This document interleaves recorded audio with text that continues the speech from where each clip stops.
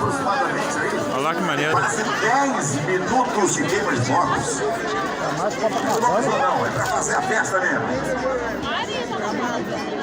Show pirotécnico do Naná, maravilhoso, parabéns aí. Maneiro, maior. Aí a fogueira, e tinha dúvida, se era cima, de cima para baixo ou de baixo para cima. Com certeza é de cima para baixo que você quer. Porque se for de baixo para cima, aí começa a queimar embaixo, a fogueira cai.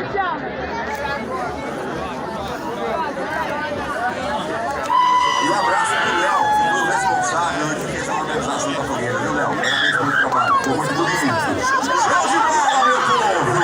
Foi acesa a fogueira de São Pedro, São Paulo, em Bocaina.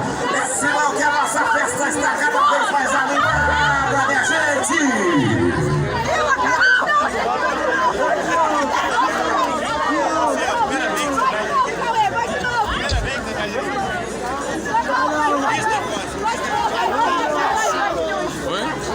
E tem mais música pra vocês, vamos lá!